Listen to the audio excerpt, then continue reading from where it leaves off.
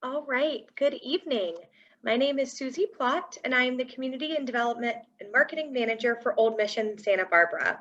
Before we begin, I have a few housekeeping items. A reminder that all attendees are on mute and the video screens are turned off.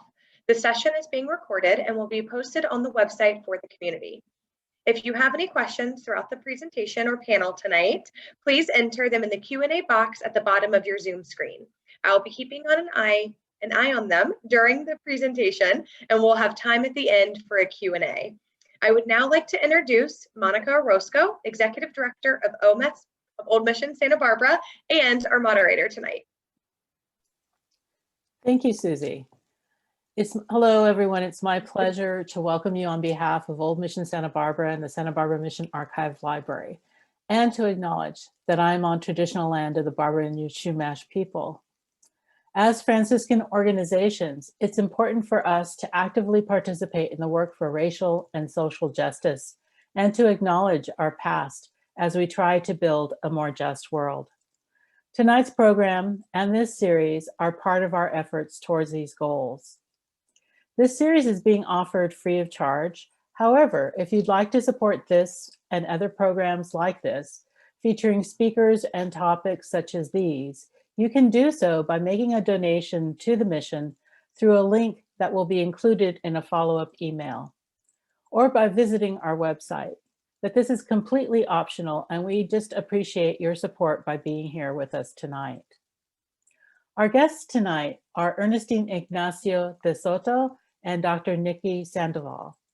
Ernestine Ygnacio DeSoto is a Barbareño Chumash elder whose DNA stretches back 13,000 years. Her family can be documented in Santa Barbara from the mission era to the present. Her great-great-grandmother, Maria Ignacia, farmed the Indian orchard in San Marcos Pass through the 1900s. Ernestine's mother, Mary Yee, was the last fluent speaker of the Barbareño Chumash language. Throughout Ernestine's childhood, she heard spoken Chumash. Her mother told stories full of mottos or lessons to guide her through life. And Ernestine wrote and illustrated one such tale, The Sugar Bear, for children. She has lectured on Chumash culture since 1981, and after writing her family history for a Native Studies class at Santa Barbara City College, it was made into a film called 6 Generations. Ernestine has lived a life of service, working in the medical profession for 40+ years, founding the Barbareño Band of Chumash Indians, and as an active member of the mission community, working to preserve Chumash culture and language, also mentoring students, scholars, and museums with research, and as an advisor to the Museum of Natural History. Ernestine dedicates her life to preserving Chumash heritage for future generations.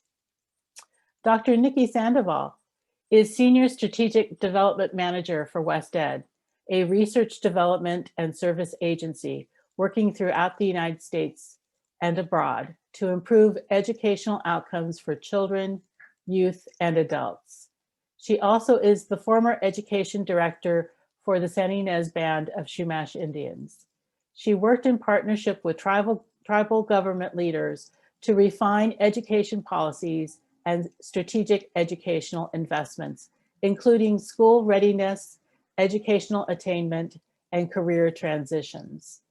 She is continuing lecturer in the Department of Education at UC Santa Barbara, where she engages undergraduates in the examination of equity issues in education. A trustee of the Santa Barbara Foundation since 2013, she served 2 terms as a member of the California State Board of Education. Her career began at the J. Paul Getty Museum of Art and continued at the Smithsonian Institution, where she held the position of Assistant Director of Community Services for the National Museum of the American Indian. Sandoval holds a PhD in education from the University of California in Santa Barbara, MA in Museum Studies from George Washington University, and BA in Public Relations from Pepperdine University. Thank you both for being here tonight. over the past few weeks, we've been hearing from historians and anthropologists and others about the mission era and the impact of the missions. And I want to thank you both for agreeing to be with us here tonight and sharing your expertise, your memories, and your perspectives. And I would like to start off by asking directly about the impact of the missions. And also in answering that question, if you'd be so kind as to tell us who you're speaking for. So if it's okay with the both of you, I'd like to start with Ernestine and have her share with us her thoughts on these. Well, I'm speaking for myself and for my family, the kinship of the Ygnacio family. And the impact was inevitable, and it was kind of a culture shock, and yet it was also something, as Native people, we were very curious. And so with that being said, we were quite, whatever the word is, I use it in my film, which is probably the wrong word, but we were mesmerized by these ships that we saw landing off our coast and disembarking and coming onto our shore. And so we watched them for quite a while, periodically landing and walking around and I guess surveying. And then when they finally started settling in and going into our villages, then they came with their horses and they came off the ships. With the horses, they would ride on, and across right there in front of us. And we actually thought they were one and the same, like a Pegasus. And so we were very impressed. And we went down there with our seeds, offering them as like you would for our gods or our ocean, which was a deity to us. And it turns out that those very those men eventually brought their cattle on, which they called bullocks, and eventually we ended up with no food supply because that was one of our staples. And our life changed considerably. After that, things made a turn, and I can't say it was the most pleasant thing, but it was a situation that we had to adapt to. And not all of us went into the mission, but we met with the Franciscans, and they actually did their best to evangelize us, and they did a good job. We did go into the mission slowly but surely into the area to build it. And I was just there at the mission today thinking and watching the stations and the cross that Jesus was carrying. And I thought, my goodness, we did the very same thing with the very trees that we cut and honed and put up there to support the mission itself. And so it was a change of our foods and a change of our religion. We no longer practiced what we have done for the last 13,000 years. And we adapted. We did what we had to do, just like we're going to be doing today in our present culture, which is a culture shock to me. So in a short thumbnail sketch, that's the end of our family lifestyle and our ceremonies. And but as I say, it is pretty familiar. And I think that's why it was so, I won't say easy, but how we adapted. We implemented and kind of, consolidated together down the road, even today. That's pretty much of a long answer. I'm sure there's more to that. Thank you very much, Ernestine. And Niki, if I could get your response to that question. First, Haku Maktuka Niki, Kascholiti Nono. Hi, I'm Niki. I'm really happy to see you. And the moment I start to talk, you're going to hear my dogs talking too. So I apologize for that. Ernestine, I think you have it right with the kitty cats because they're not so. I love animals. So do I. It's my honor to be here with you, Ernestine, today. I've had the pleasure of knowing you for a long time, and I always learn from you and your wisdom and your sense of humor and your survivance. You've had a very long life, and it's just my honor to be here with you. We hadn't really had a chance to talk before the talk. I get nervous before I'm about to speak, so I kind of quiet and I'm reserving my energy. But here we are. Today, I'm here speaking for myself. I'm sharing my personal perspectives. I don't represent my family or my community, my employers. The views I share today are my own, and so they're very personal, and I'm sharing them with you today. And I want to thank those of you who are joining us for your willingness to listen, because as we have our conversation today, and I'll also be joining you next week in conversations about Native perspectives on early California history and the missions, issues of voice and representation are extremely important. And I think that when we look back on the mission history, we hear of settlers and colonizers and missionaries.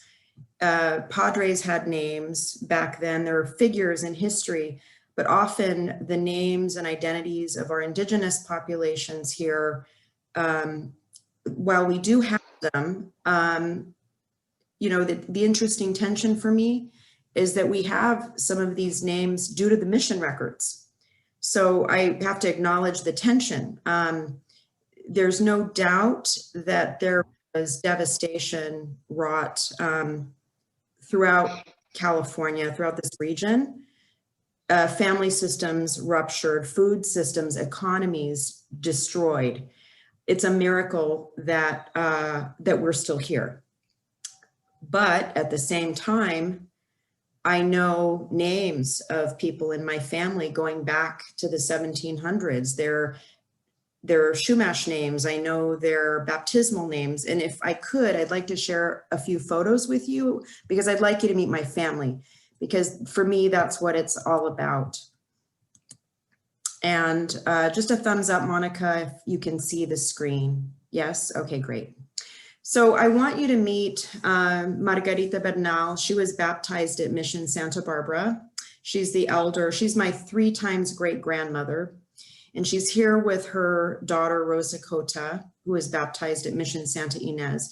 And this picture was taken at the turn of the 20th century on the Ynez Indian Reservation at the site of an adobe that the adobe no longer stands. But just to give you an example, that Margarita's parents were baptized at Mission Santa Ynez, and her grandfathers were baptized at La Purísima. And Rosa, as I mentioned, was baptized at Mission Santa Ynez. So I have connections to different mission communities and ancestors throughout the region, as well as Mission San Buenaventura. So the irony here is that life was not the same for our peoples and for my ancestors. And there are things that we're trying to recapture and relearn.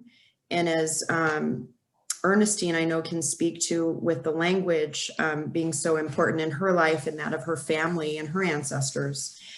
But there's so many things that have been asleep for so long, and we're trying to wake them up. And so there was a really profound impact. But again, there were also gifts that we've received in the form of records and knowledge and history. And the other thing that I want to mention is due to these records and so much information that's still here, by working in partnership with scholars and historians, archaeologists, linguists who have made the study of missions and histories their passion, they've worked in partnership, oftentimes in my experience, with community members for the good. And so I'll touch on that later because I do see some people in the audience. I see Caitlin Brown, John Johnson. I see others who I've connected with in the past. And I do want to talk later on in our conversation about ways that we're building a new future together by learning from the past so that the future can be different. So I'll stop my share right there. But thank you for listening. Thank you, Niki. Appreciate that. And I appreciate you both sharing, you know, as you say, these are very personal views, and I appreciate you taking the time and to share them with so many people. My next question you both have kind of touched on is, how do you feel about the missions today? And do you have a connection to the current mission? Or, you know, whether it's in San Ynez or Santa Barbara or Buenaventura or wherever it might be, that had an historical connection to your family, but what they are now as institutions. Do you have a connection to them, and how do you feel about them today? And can I start with Ernestine again, and then we'll come to you, Niki? That's ironic. Should I change it or leave it? I just came from the mission before coming on to your talk here, and I didn't go around the mission much as a young person and I guess an adult. I'm finally an adult now, by the way, at 82 and a half, but and I when I started working there, it was like I came home because I was uncomfortable at first. And then when I met up with the Franciscan friars, the elderly ones that I looked after, it was a whole different, it was an experience that I didn't think about. And it was the first time I had had grandparents. I never had grandparents in my whole life. And so they were like grandparents to me. And so I can understand how some of my ancestors felt about the friars back then. And so I was very comfortable, and I wished I could have lived with them, actually. I wouldn't mind living with them now. Maybe after I leave here, I will live with them. But it's, I can still feel my ancestors there, and I can still feel them and their DNA and all the works that they put into the adobe, which I know it's rebuilt again, and I can feel their labor, and it wasn't easy building it, and I can feel their remains underneath my feet. They're at the stations and everywhere, actually. And I don't feel any form of animosity. It was a sign of the times, as it is today, that we're in transition then, and we're in transition today. And I know that my ancestors are not in the ground. They're in Shimilaksha, or according to us today, heaven. And so what remains is the past that I cherish and am comfortable there. And that's my connection to the mission. I love being there. I can feel their whole spirit and ambiance, and the Franciscans. I don't know if that makes any sense. It's like going home. Thank you. And we did hold out until we went in. And my ancestors were my family. I can say my grandma's 3 times removed, twice removed. My mother especially. In fact, I have her prayer cards praying for me. She was the Saint Monica in my family, with her writings in Chumash on the cards. And it finally worked, probably 40, 50 years later, but it worked. And so I'm there. So that's my connection with the mission. Thank you very much, Ernestine. Appreciate that. And Niki, if I could ask you the same. Yeah, thank you. I grew up in the Santa Ynez Valley. I grew up on the Santa Ynez Reservation, and I was raised Catholic and went to Mission Santa Ynez was our parish. So I went to CCD, we called it. So I would go for my religious education through my elementary years. We moved to the reservation when I was 9 years old. And I always felt a sense of community with the sisters and the brothers and the fathers through my childhood. And then, and I went to youth group as a teenager in high school. And to be frank, I really didn't get any education in school about the history. I know that in 3rd and 4th grade in our public school system, we do learn about early California history. We learn about the missions, but I didn't go to 3rd or 4th grade in this area. And I do know that in the mission, in my religious education, we were really not talking about the history. We were talking more about the Catholic religion and the sacraments. So my connection was to the people. And like most human beings, I connect with people who are kind and loving and warm and welcoming. And in any community, you're going to find people who are, and you're going to find people who are not. You just do not connect. I'm a human being just like everyone else. So it really wasn't until I got older, went to college, and then was in the working world and meeting other people that I really developed more of a consciousness about what happened. The reality is, in my family, my parents were working. I was not sitting at their feet. They were not telling me stories about the way things used to be. They were working multiple jobs to make the ends meet. I was working as a child. And so there wasn't a lot of time devoted to transmitting knowledge or history about our Native heritage. And so there's a lot that I missed, and then I have done my best to try to explore further learning as an adult. So my feelings about the places of missions are really mixed in that I have to acknowledge intellectually a brutal history. I have to acknowledge the fact that there are so few of us walking around today. That's just a fact. I have to acknowledge disease, again, ruptured economic family systems. This devastation goes on. And so I have to acknowledge that.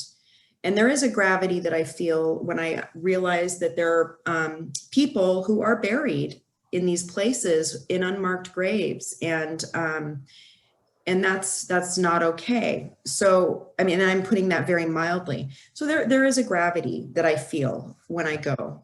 But I do have a deep connection to the land. I also have a deep commitment to love and forgiveness and understanding. And my choice is to learn, to listen, to create space for people to heal when I can, when that's within my capacity to do so. And in my work in education, that's how I work through these things, because emotionally and psychologically, it's a very difficult thing to negotiate, this tension. But working in the museum field and working in education, that's not an accident. You know, it's a way of trying to build understanding and knowledge and awareness, and to help provide spaces for people to use their voices, so that we can understand more holistically the history of early California. Because I think in history that I was taught as a child in our public school system, it was a very flat, one-sided view. And I think there's so much more to be told. And I'm just grateful that there are people who are passionate about this work and about this study, because we've gotten a much fuller picture of what life was like, and the impacts of the mission system due to scholarship, and more people in our tribal communities pursuing pathways in these fields. And so I have more to say about that, but I want to wait till the next question. And then I wanted to ask Ernestine, did you want to share any picture? I know I'm not the facilitator, but did you want to share any pictures that you brought of your family? I do. Okay. I do.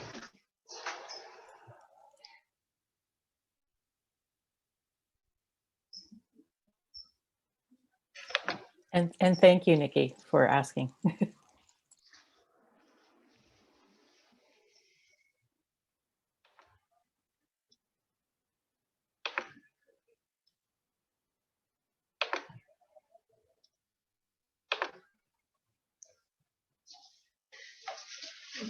Yeah.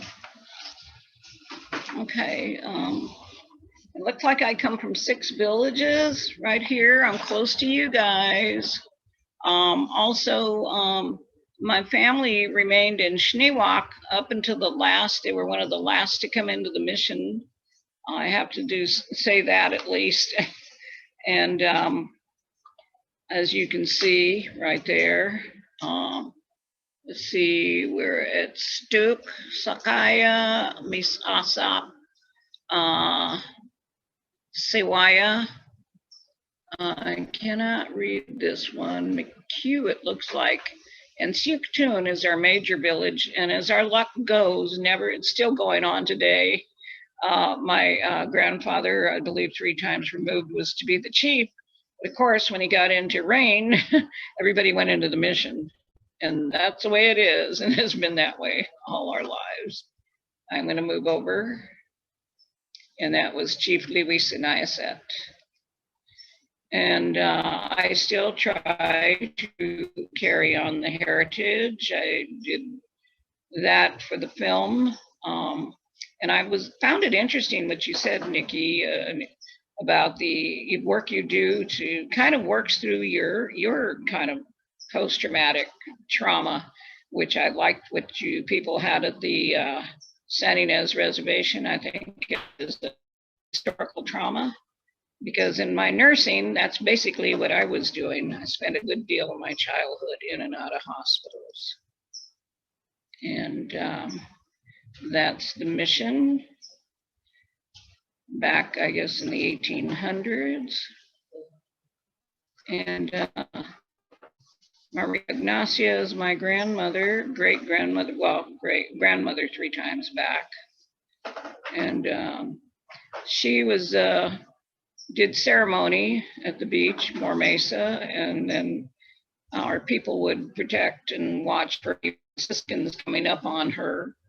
But we were able to consolidate the two, and we worship God and we honor the ocean because she's greater than us. And the Dalguera house is now ready.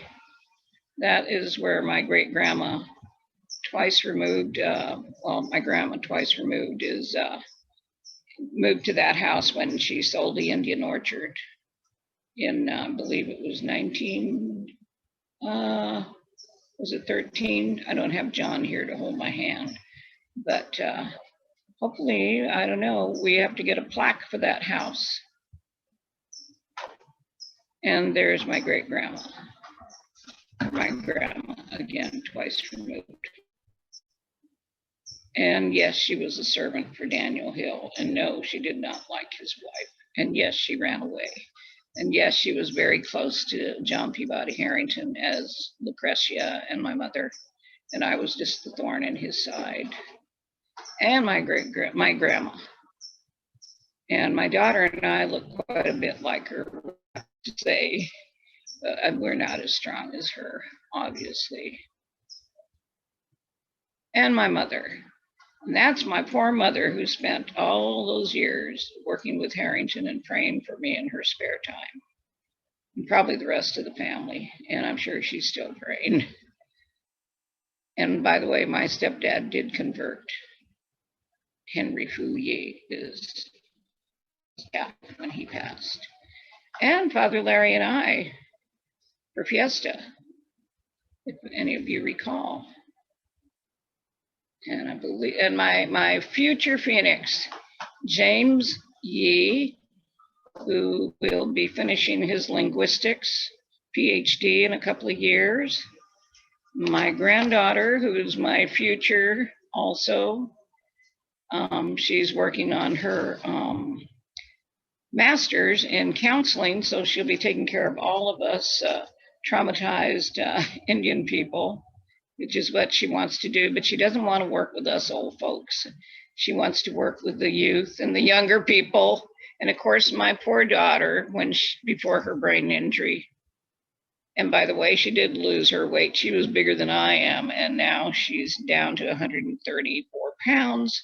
And history repeats itself. I myself am not supposed to be here. However, due to my mother's prayers and due to the Sacred Heart, I'm here with 4 catastrophic illnesses. And my daughter shouldn't have been here in 2013, but thanks to Saint Sarah and God, she's here, and all the friars and priests, they were all there praying for her in ICU, and she's still here. And that, as they said in linguistics class I was in, when I did well, I didn't do the PowerPoint, that's all, folks. Thank you very much for sharing that with us, Ernestine. Yeah, well, that's how Maria Ignacia converted to save her 2 daughters.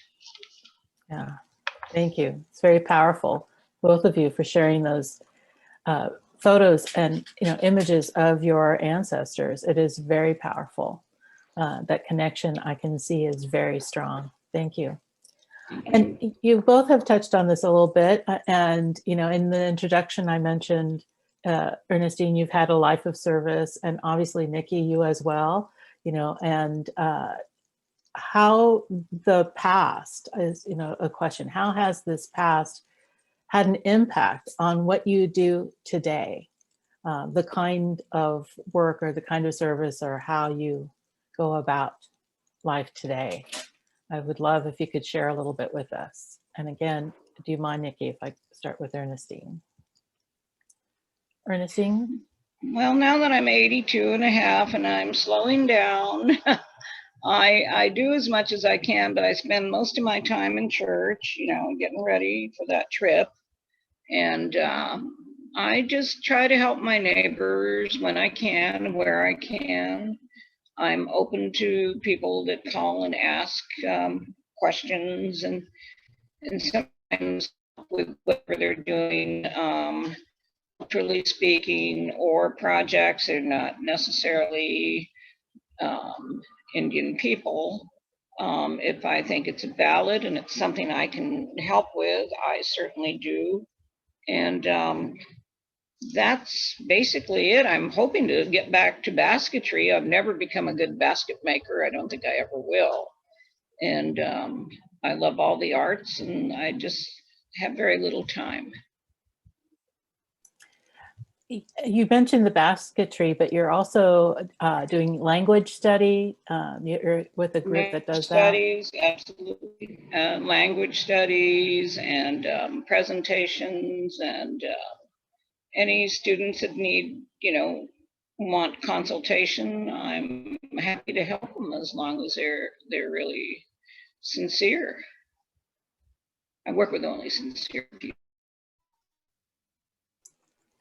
Thank you. And John mentioned it last week in his presentation, your recording of the prayers that were part of the Huntington exhibit, and that which we also have a copy of that. Thankfully, they let us have a copy. And so we have that in our museum as well. And it's just wonderful that you can share the Chumash language with so many people who come through the museum and can hear your voice. I'm happy to do it, yeah. And it's my mother's voice, but I don't have her knowledge. James does. Well, thanks again. Niki, how has the past had an impact on what you do today? Well, the first thing is I have to acknowledge my immediate past, my immediate family. My mother and father, my father is from Mexico. He's from Tecaltiche, Jalisco. My mother is Chumash, Santa Ynez band. And both of my parents did not have formal education beyond high school.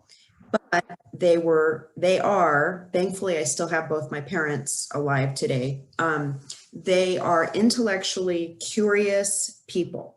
Like, it's an unrelenting curiosity about life, about the world, about other human beings. And so they passed that on to me, and they also passed along a really strong work ethic in addition to that. So they've influenced me. They took me to museums, cultural centers. They signed me up in religious education, and we went to church. There was always something going on to feed our brains and our hearts and our souls. And so I have to really acknowledge them. Also, we would go to libraries. If my mom needed an hour to do something, we were getting dropped off at the library. And so my mother taught me how to read before I went to kindergarten. I don't know how she did it, but she did. And that just kind of set me on the right path for curiosity and further learning. So my immediate past has had a profound impact on my choice to go into museums and to go into educational institutions as well, and has really fueled a love, an interest in other human beings, and to be a helper in some way. And I think that my ancestors, and the more that I've learned about our history and about my family and where we come from, you know, the map that you showed, Ernestine, of the towns, the Chumash towns, and the ones that you're connected to, which is due to the wonderful research of John Johnson, and other scholars who, again, have made this their life's work. You know, by really digging into the archival information and the records, and by documenting, adding to the knowledge base, it does so much more than add to a knowledge base. It actually helps fill in some missing pieces that we have as human beings about our past, about our history. So there are people who don't come into more consciousness until they're adults. But now we have people who are children learning the language or languages, developing an understanding, knowing that, you know, I'm in Lompoc. That's a word. Other places I can think of, Hanata, the Hanata school in Buellton, Honata, you know, they're Nipomo. I mean, it just goes on and on and on. And so right now, one of my great joys is, as an educator, I work with educators and I help provide professional learning to ensure that educators have an understanding of the places where we live and the people who are around who maybe are invisible to us. So in my own awakening and learning, and I will never stop learning, there's so much to know, but our teachers, our educators, providing opportunities for them to learn and to connect with people like Ernestine and James. It's just so rich, and there's just more participation now than ever before. And I just want to share another image, if I could, that touches on that. So I think that history speaks to us today, and it's not just the voices that have been documented, but it's also those voices that are silent, because we often don't know. I have ancestors from San Ynez Valley and Santa Cruz Island, and I'm always concerned about those voices that we don't hear, and where are they? And so I think that by having more of our community members become educators, historians, archaeologists, anthropologists, leaders, and I'm talking about elected political leaders who can influence policy and directions, and who can help decide about resources and how we allocate them, is really important. And storytellers are our artists, our poets, our writers, our musicians. And I just, first week of April, I'm going to share a book, but there's a wonderful book out now called While You Wait, and it's a collection of Santa Barbara County poets. And the poet laureate, Laurent Bossolar, I met her 2 years ago when she was just appointed poet laureate of Santa Barbara, and she sought me out and on the reservation, and she came to the reservation and did some workshops with some of our young people and some of our adults. And I'm honored that 2 of my poems are published in this book. And I think the more that platforms we have for our voices, the more we encourage our artists, our thought leaders to share who they are, the richer life is for all of us. And I also, Ernestine, one of my favorite local books is The Sugar Bear, which is your children's book. And I don't know if you have a copy of that with you, but it'd be great for you to say a few words about that, because I know that's often in where fine books are sold locally. That's a great book. But yeah, so I think the past has a profound influence on what we do today and our choices for tomorrow. Thank you. And let's see, I don't know, Ernestine, if you have a handy copy of your book around, but there it is. Can you tell us a little bit more about that book? Well, it was one of my mother's stories. I did the illustrations only because I'm a would-be artist, like I am a would-be basket maker. And I wrote this, I don't know, a few years ago. And there's more to come if I last that long. But there's a whole wealth of information and pictures and historical work. And I have to credit Marianne Methune, who was the one to do the language in there, to clean it up, if you will. And there's a nice map for the children to learn about, and even the parents. And so it wasn't that hard to do, but the language is. And of course, we didn't have a linguist, but we do have Marianne, and thank God for her. And you can't see it, but she did a lot of all the breakdown of the language. So there it is, but it's all credited to my mother's stories. So that's it. So go to the mission and buy it. Thanks for the plug. That was pretty subtle, wasn't it? I learned the white ways. That's how we survived. Could you also maybe speak a little bit? I know a little over a year ago, because not the pandemic year, but the summer before, mm-hmm. that you helped with a storytelling. Was it a class, a gathering for the Barbareño Chumash? Was that for the Supaka or for the children? We did have a children's camp too. Yeah, I think it was maybe the children's camp. Yes. You want to talk a little bit about?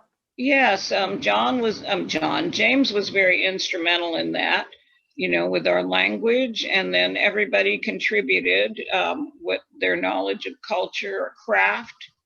And we had storytelling, we had a little bit of basketry, painting, a little rock art, shells, everything that we used in the past is what we implemented, and the children loved it.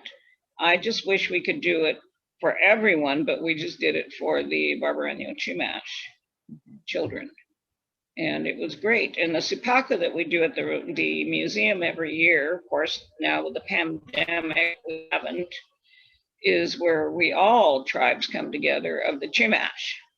And we present our side of the culture each time. And we have a great time because we come together, which we used to do, but now we can't due to the changing times, if you will. But hopefully we will again. Thank you very much for sharing that. I just have a last question, and I don't, maybe this will help us think about also future discussions or conversations, but what can those of us who are not part of the Chumash community in an organization or institution, a nonprofit like Old Mission Santa Barbara, which also is a spiritual center, and a Franciscan center, and reconciliation is very important for us to work towards that. But what can we do to support the diverse Chumash communities who are, as Niki, you put it, trying to awaken what's been asleep? Can we do anything to support those efforts? Niki, why don't I start with you this time? Is that all right, Ernestine, or did you want to? Oh, absolutely. No, I yield to age. Youth. Okay, thank you. I'm going to share just a slide because I have a few examples of things that you can do. So Monica, the very first thing you can do, you've already done, you and Ann Peterson, which we have a talk scheduled next week. So what you're doing, Ann Peterson, at the Presidio and you here at the Mission, you're modeling inclusive practices. So what you're doing is you're developing your programming for a public audience, and you are including Indigenous voices from this local area. Right there, that is the first step, in my opinion. You're extending the invitation and the warm welcome. So that goes for any institution, any scholar doing work in this area. I think that first person voices are so essential in this work.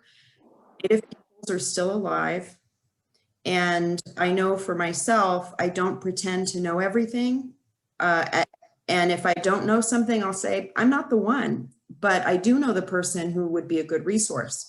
So the reality is that there are good things happening all the time.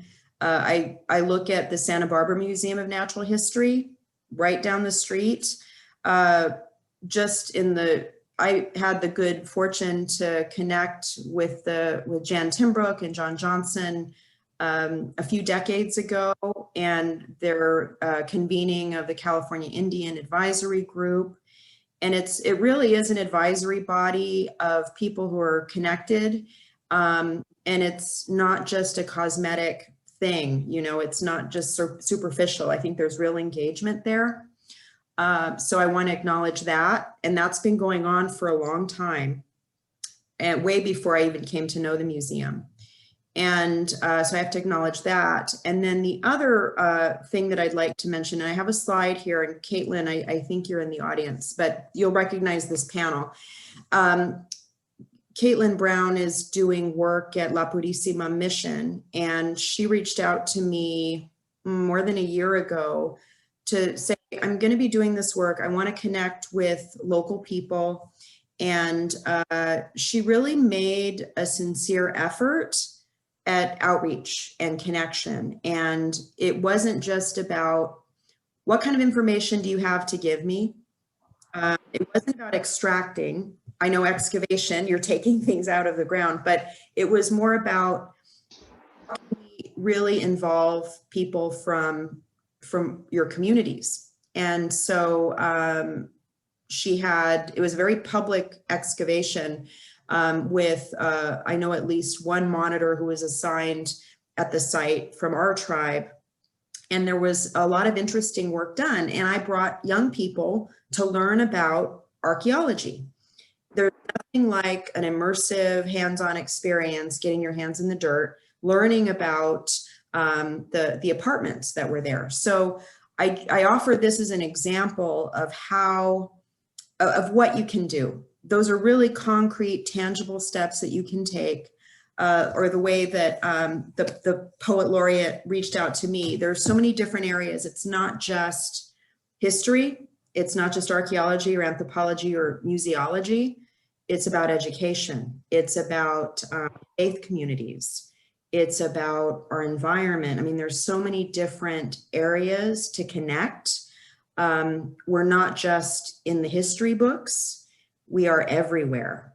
And you might not even know where we are. So outreach, connection, a willingness to engage authentically, and a willingness to take time to build the relationship. I don't know, Ernestine, do you think sometimes we can be hard people to get to know? Sometimes, because we're a little suspicious, because I have to say there's a reason for that. Sometimes people take advantage of us. I mean, that's been an ongoing thing since contact, if you will. But I pretty much know most people, their character. So I cooperate with those I believe are really sincere. And I have no problem with it. And but I wish that we had something like that here, because we have no one to teach the archaeology theory, if you will, or theorem, if you will. And not because we want to run out there and monitor, but just so my people, my Ygnacio family, have no knowledge of that. And they need to know what it's about and why. So. Well, thank you. Thank you both. I think we're probably right at the time where Susie's going to come in and look at questions we might have. So if anybody in the audience does have a question, be sure to type it in the Q&A box at the bottom, and Susie's going to go through them. Perfect. Thank you all so much. That was wonderful. Thank you very much. Yes, we do have a few questions. Can y'all hear me? Mm-hmm. Okay, perfect. Just to make sure I'm back on. We do have a few questions already here for you. So the first one says, are there any formal classes offered in Chumash language, especially for younger students? That is a question for James. No. I don't think there is. Right now, what I do know, I don't want to speak for you, Ernestine, but the classes right now are for, at least among the Barbareño, for the Barbareño band members. He has offered occasionally a one-day kind of class for parishioners at the mission. He's done that a couple of times. And I don't know about San Ynez. Yeah, that's a good question. I'm not aware of any that are open to the public. I'm not aware of any. There's so much work to be done to try to revive what's been asleep. So I know the priority has really been in transmitting that knowledge to members of families and communities. Thank you.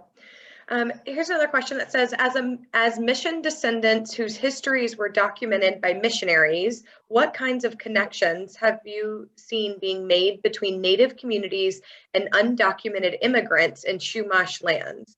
Are there any shared struggles with issues of documentation and representation?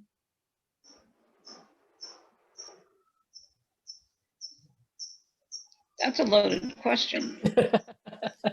First of all, what do you mean by undocumented? You have to have a descendant somewhere. It doesn't matter if it's in the mission or if it's in the island or if it's in the back of the mountains or wherever. You still have to have a descendant.